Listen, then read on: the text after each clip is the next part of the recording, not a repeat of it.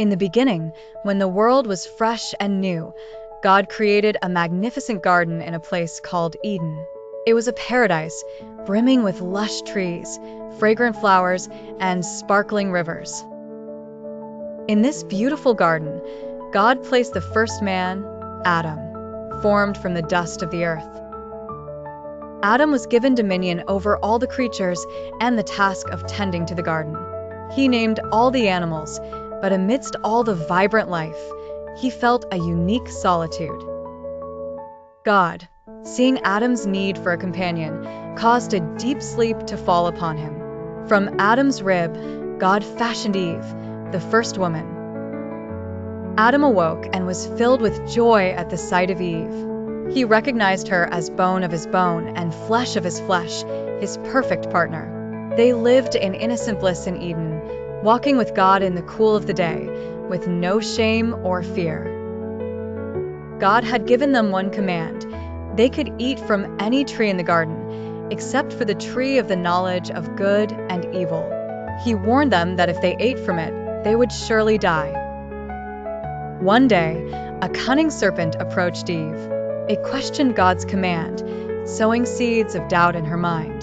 The serpent told Eve that God knew that if they ate from the tree, their eyes would be opened, and they would become like God, knowing good and evil.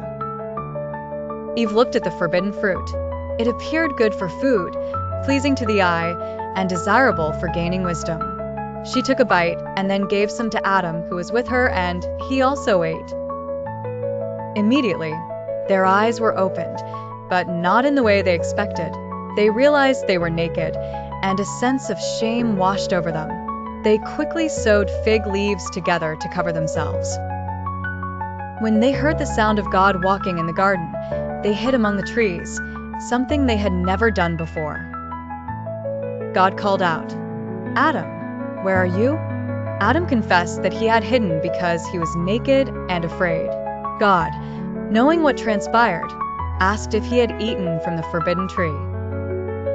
Adam blamed Eve, saying, "The woman whom you gave to be with me, she gave me of the tree, and I ate." Eve, in turn, blamed the serpent.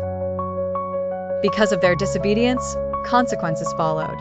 God cursed the serpent, condemning it to crawl on its belly and eat dust.